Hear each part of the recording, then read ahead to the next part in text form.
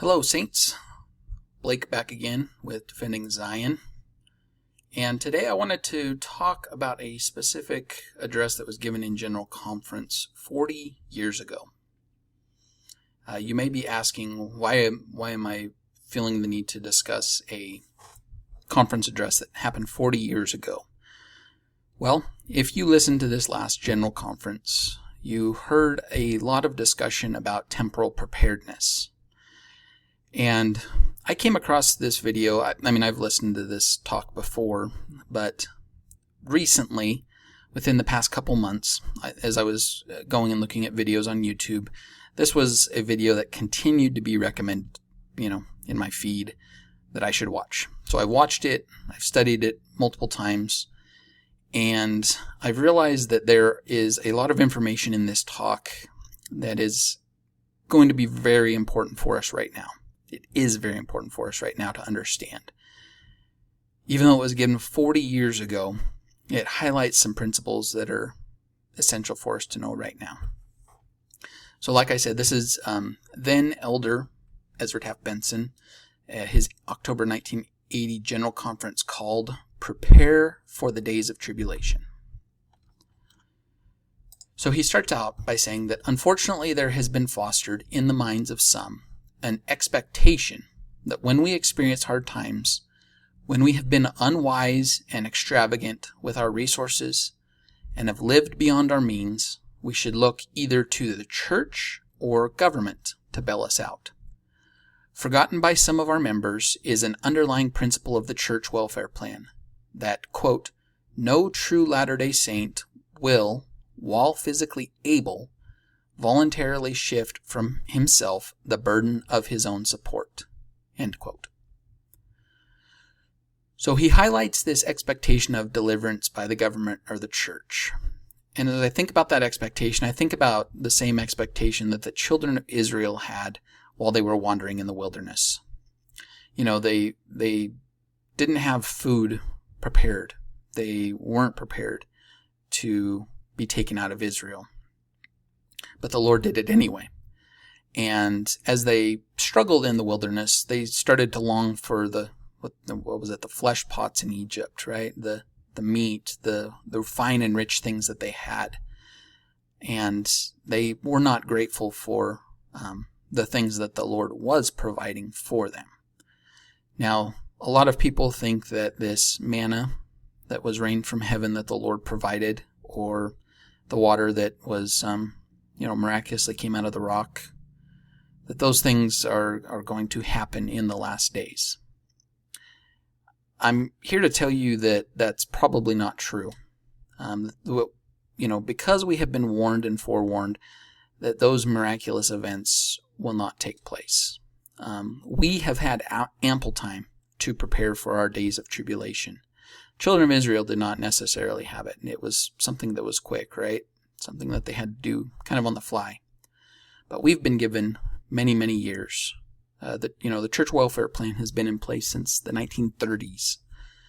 And we've been given this counsel since then, even before then.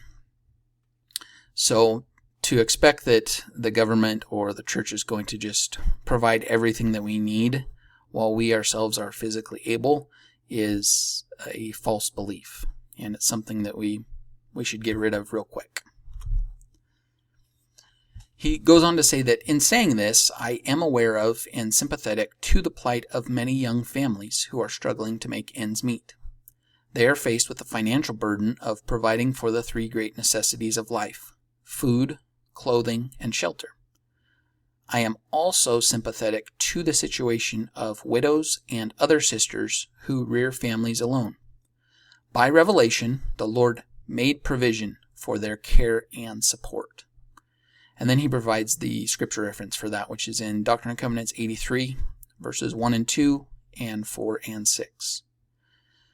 So, if you're in one of these two groups, President Benson would be sympathetic to your situation because, as newly married or as young couples, or as couples that are young with kids, all of those are financially stressful times because you're still trying to establish your career, you're still trying to make a living, and you're trying to balance all of this while still, providing everything that you need for children. As well, there's many widows and orphans, homes where there's not a father to be that provider. And the Lord, has provided a way for the storehouse to be the way that these specific groups are taken care of. So the Lord, in another verse and section in the Doctrine and Covenants, says that it's His will to provide for His saints. And that providing could come through, having access to the storehouse, but it could also come through our own preparation and our own, food storage and preservation plans. He goes on to say that we do not know when the crisis involving sickness or unemployment may affect our own circumstances. We do know that the Lord has decreed global calamities for the future and has warned and forewarned us to be prepared. So I think a lot of members maybe have gotten into a sense of false security, thinking, if as long as I don't get sick in my own life or don't lose my job or whatever, then we'll be fine. And so, maybe food storage isn't really that important because, we are pretty good. We're pretty well off, whatever. But remember that even if these personal calamities don't come in our own lives, that there will be global calamities that are shortly coming to pass. COVID has been a big wake-up call. In fact, Elder Bednar talked about that in his talk, right? About how it caused him and his wife to evaluate their own food storage and whether they were actually prepared. And, as a prophet of God, they've received the same counsel we have. And, if a prophet of God thinks that it's necessary, especially at our time right now, to evaluate our temporal preparedness, then it's got to be important. There's something that is being seen by them that is causing them to take these actions. Elder Benson goes on to say that today I emphasize a most basic principle: home production and storage. Have you ever paused to realize what would happen to your community or nation if transportation were paralyzed, or if we had a war or depression? How would you and your neighbors obtain food? How long would the corner grocery store or supermarket sustain the needs of the community? So he's highlighting here some global or even national things that could happen, right? Transportation being paralyzed, war, or an economic depression. The reason COVID's been such a wake-up call is because it exposed the weaknesses that we have in our nation, and I think that weakness is in other nations in the world with our supply chain. You, like me and everyone else in America, right? There was the shortage of, the hand sanitizer, masks, gloves, toilet paper, right? I know there was multiple times that when I went to the grocery store that there was just whole shelves of items that were not there. A lot of canned goods, a lot of, easy prep foods, things like that. So if that's happening now, and the prophets are still warning us, there's something else that is going to be coming. Otherwise, why would they warn us again, right? So think about this and what's been prophesied to happen just in America. Why would transportation be paralyzed? Well, we know that there's a civil war that the prophets have prophesied will happen. Perhaps it will be unsafe because, these groups of people will be fighting against each other. They'll take over certain areas, so you won't have access to certain areas that you normally do. Or, what if there is to be a depression? Right now the stock market is pretty high, and some people believe that it's due to burst, that there is a bubble and it's due to burst in the stock market. So what if that causes an economic depression? We're not only is there scarcity, but things also, because of the high demand and the low supply, that things become more expensive. All of these are things to consider. An almost forgotten means of economic self-reliance is the home production of food. We are too accustomed to going to stores and purchasing what we need. By producing some of our food, we reduce, to a great extent, the impact of inflation on our money. More importantly, we learn how to produce our own food and involve all family members in a beneficial project. No more timely counsel, I feel, has been given by President Kimball than his repeated emphasis to grow our own gardens. Here is one sample of his emphasis over the past 7 years.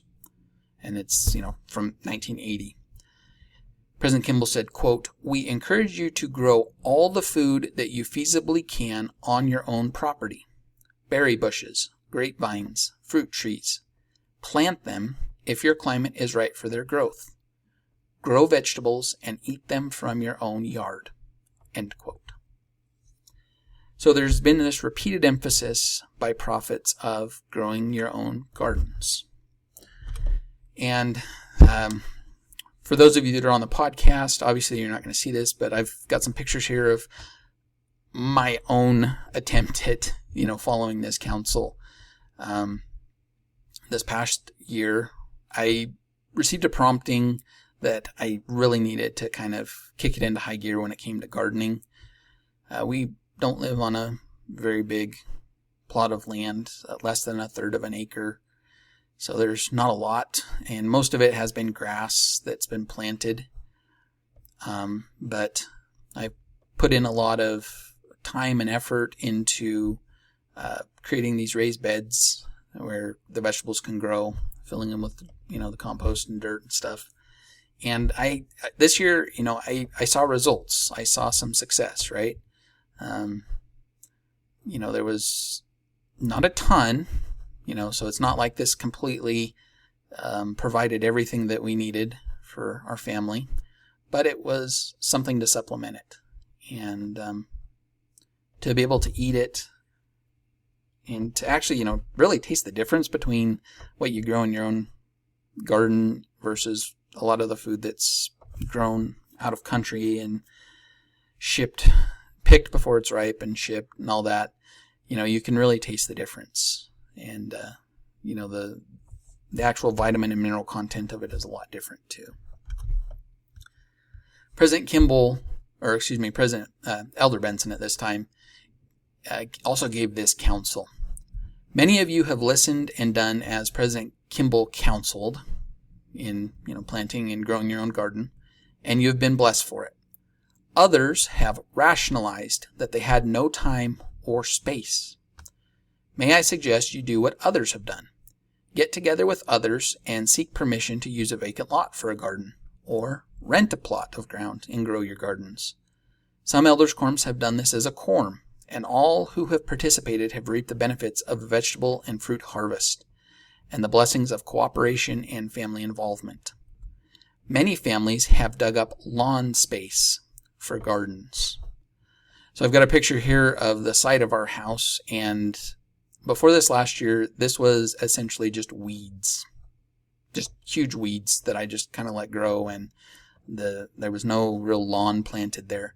And beyond just being kind of a pain and having all those weeds, I thought, this space is kind of going to waste. Why don't I, do something about it? So I did. I, used the rototilled it, got rid of all the weeds, threw it away, brought in some new soil to help things grow, and I was able to use this space to plant crops. And there was also other areas where I physically dug up my lawn so that I could plant some of those raised beds. And prior to this last year, I actually did have like 3 raised beds that we had used, but I hadn't been faithful in maintaining them. And I just realized how underutilized a lot of, our property was. And so put in some work, some sweat, and was able to obtain a good harvest. So if any of you are in this situation, depending on your circumstances, don't rationalize it that you don't have time or space, because I think we all do. And particularly, I'll give you another option. These planter pots are also another great option that can produce a lot of food in a small amount of space. So if you do live in an apartment where you don't actually physically have any land with your dwelling, these planters are another awesome way to be able to grow things with very little space, and they are also they don't cost a lot of money. So when is this counsel going to be most important? Elder Benson says, we encourage you to be more self-reliant so that, as the Lord has declared, notwithstanding the tribulation which shall descend upon you, the church may stand independent above all other creatures beneath the celestial world. And that quote is from D&C 78:14. The Lord wants us to be independent and self-reliant because these will be days of tribulation. He has warned and forewarned us of the eventuality. So if you've watched my video on Joseph of Egypt and the gathering of Zion, you'll see how Joseph of Egypt is a type of what is to happen in America or Zion in the last days. And that does include a 7-year period of tribulation. There will be, a famine, whether that be economic or just a famine, through the climate and the weather. This tribulation, as Elder Benson testifies, will come. It's been prophesied. It will come. And if you look at the scriptures and you put together your own timeline of things, you know that this time is shortly coming. If you also look at the words of the modern prophets, living prophets today, you'll see that they're all pointing us towards this time of tribulation. Right? They do have great hope for the future, but they say that there are dark days ahead. And so there is a tribulation that we have been warned about. Food production is just one part of the repeated emphasis that you store a provision of food which will last for at least a year, wherever it is legally permissible to do so. The church has not told you what foods should be stored. This decision is left up to individual members. So we've been given general guidelines that we're to store provisions of food, water, fuel for at least a year. So a lot of people think that, if I've got 3 months or whatever, that's good. I mean, that's better than nothing, right? But here, Elder Benson's actually setting the bottom of the line at least a year. So a year or more. And, what food you store, how you store them, or how you preserve them, all those things are going to be up to you and your own family situation. If there's particular fruits or vegetables you guys like, or depending on your climate, if you're in a warmer climate, maybe you can grow awesome things like pineapple that I can't grow here in Idaho. So depending on your circumstances and what the Spirit prompts and directs you to do, that's what you should do. Don't think that like my mold or what I've done is what you should do, but seek the guidance of the Lord, because He'll tell you what you can do with the resources that you do have available. This next phrase that Elder Benson says is, to me, it was one of the most eye-opening phrases of his whole talk. He says, the revelation to produce and store food may be as essential to our temporal welfare today as boarding the ark was to the people in the days of Noah. The ark in the days of Noah literally saved people from death, right? We know that those that weren't in the ark died because of the flood. And so, using that as a type for what is to happen in our day, That's what Elder Benson's saying, is this is a type of what's going to happen. What are some things that we can do? What is our ark? Well, Elder Benson says our ark is to produce and store food, to be ready temporally, so that we can survive the day of tribulation. So, throughout the scriptures, there's many, many different stories that, the Lord has caused to be written in scripture. And they teach lots of spiritual principles, but sometimes these, a lot of times actually, these things are fulfilled literally in the last days. That there's real interpretations of them that will occur in the last days. So by keeping the commandments to prepare and produce and store our own food, we can obtain temporal salvation. Now, this counsel that Elder Benson repeats, which was actually originally given by President Harold B. Lee, is important as we are just, trying to find out what the best way is to store or to preserve food and prepare. I think a lot of people think that I need to buy or I need to produce things that I normally eat in the quantities I normally eat it. And this is what President Harold B. Lee counseled. Perhaps if we think not in terms of a year's supply of what we ordinarily would use, and think more in terms of what it would take to keep us alive in case we didn't have anything else to eat, that last would be very easy to put in storage for a year.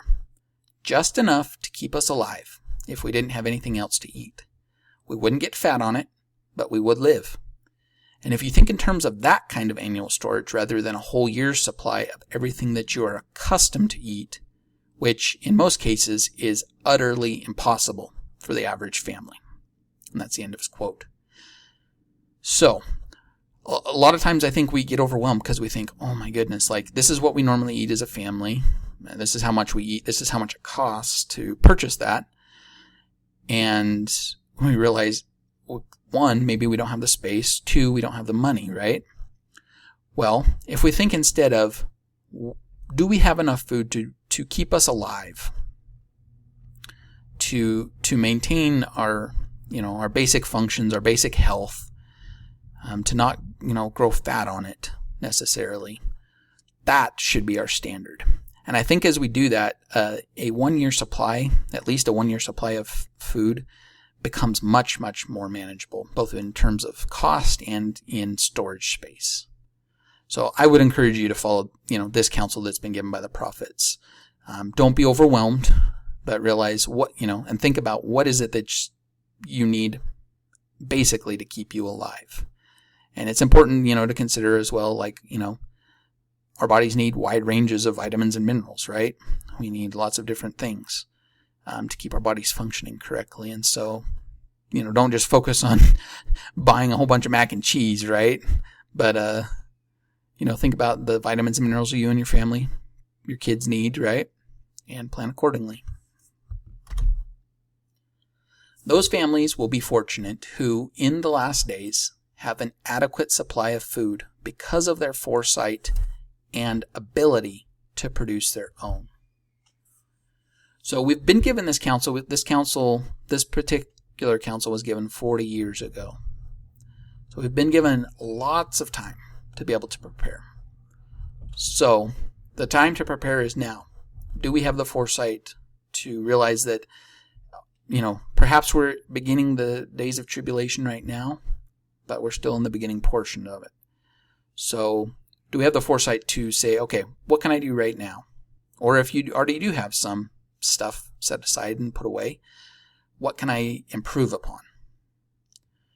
And if you aren't producing part of your own food at least, what can you do right now to start producing your own?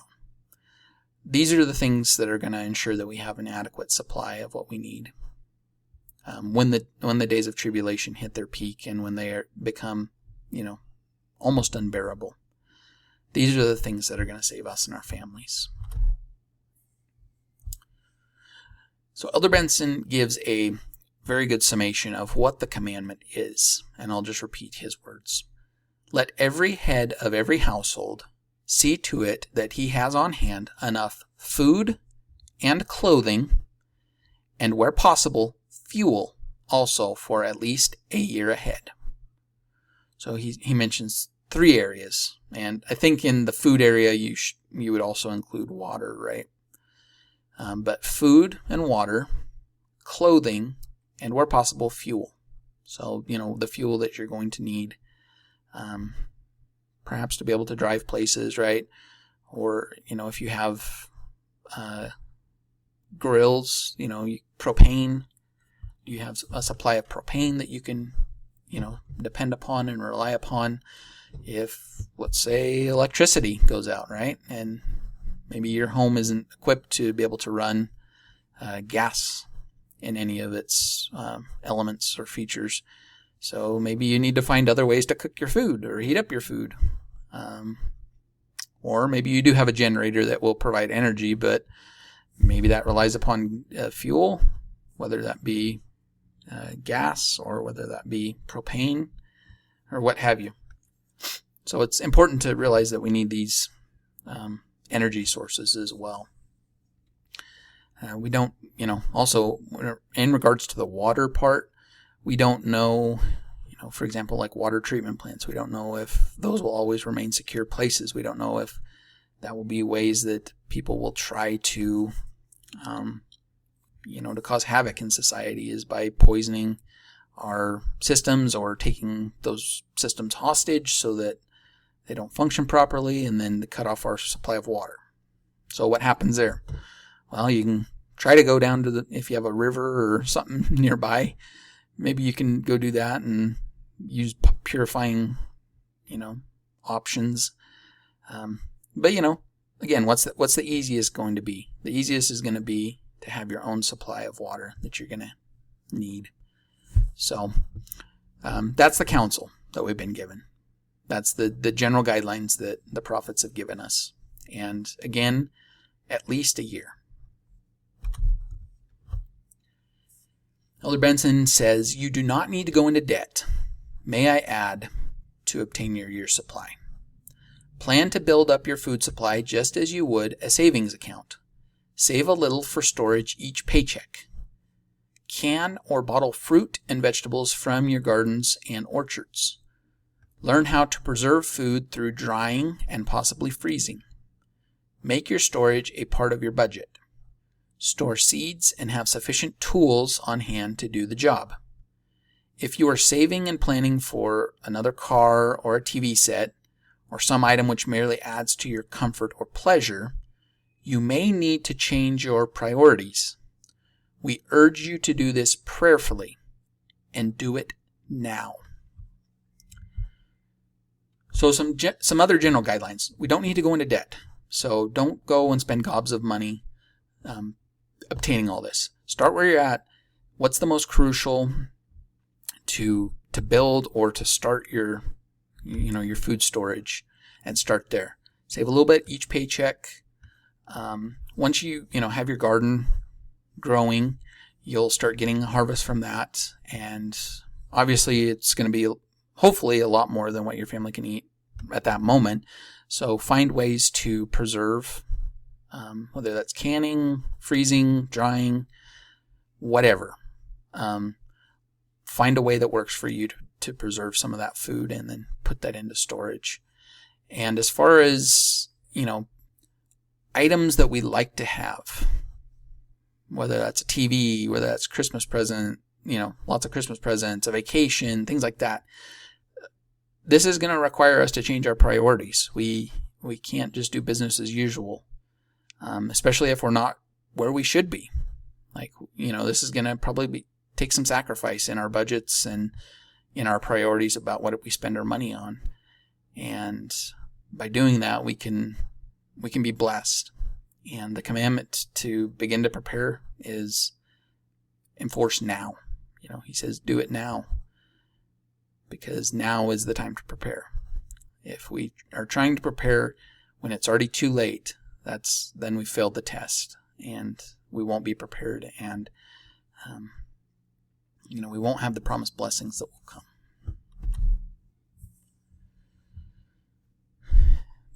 Elder Benson, he goes back and he talks more about this idea of complacency or rationalizing. He says, too often we bask in our comfortable complacency and rationalize that the ravages of war, economic disaster, famine, and earthquake cannot happen here. Those who believe this are either not acquainted with the revelations of the Lord, or they do not believe them. Those who smugly think these calamities will not happen, that they somehow will be set aside because of the righteousness of the saints, are deceived and will rue the day they harbored such a delusion. These are very forceful words from a prophet of God. If we rationalize or become complacent in our preparation, we will eventually reach the point where we will see that we have been under a delusion. We've been deceived. We won't be prepared, and we may have to resort to things to obtain food and what we need through means that we would never have considered. So it's better to prepare ahead of time. He also repeats a lot of these same things that have been prophesied to happen in the last days. War, economic disaster, famine, earthquake. All of these things are prophesied to occur in America, in Zion. They're also going to occur throughout the whole earth. So if you think you're immune from any of these calamities, think again. I think that the earthquakes earlier this year, especially in Idaho and Utah, were a huge wake-up call for a lot of people because they realized, wow, these things can happen where I'm at too. In Idaho, there hasn't been a sizable earthquake since 1980, 1983. So nearly 40 years. In Utah, it's been a while as well. So these are all wake-up calls, people. These are wake-up calls to realize that these things can and will happen in the future, and that there is no real geographical security from all these calamities. These calamities will be worldwide. And so prepare now.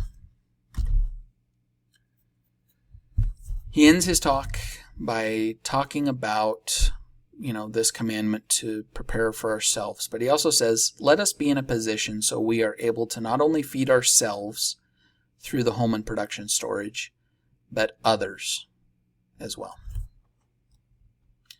I think there's going to be a great temptation in the future for those that have prepared to feel that it's not necessary for them to share with those that maybe haven't prepared as well, or that maybe are in greater need because of their circumstances. That's not the attitude that Zion is founded upon. We know that the law of consecration is going to be asked to be fully lived in the future. And we can't fully live the law of consecration if we don't think about the needs of others as well. So in your preparation and storage, first and most important is to make sure that you and your family have enough, right? That you do not have to go out and rely upon others to help you. But also consider once you are secure yourselves, continuing to build that so that you can provide and bless others as well.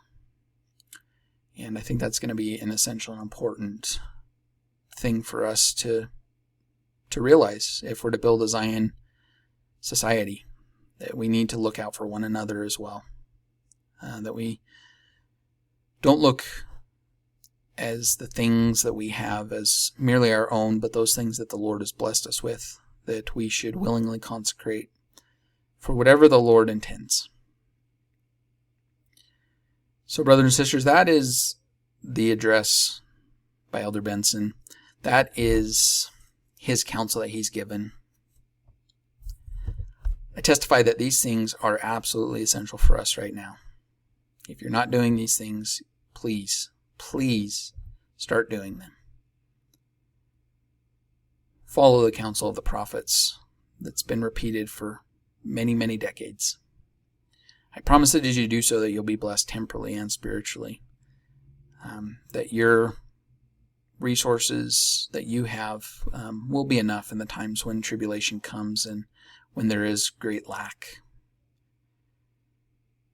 I testify that there's safety and security in obeying the words of the prophets and heeding their counsel, that they do truly give real-world advice and counsel that's essential for us, and that they can see these events that are to come to pass. They can exercise their gift of seership to see those things and prophesy of what is to come in the future. And I bear testimony of that in the name of Jesus Christ. Amen.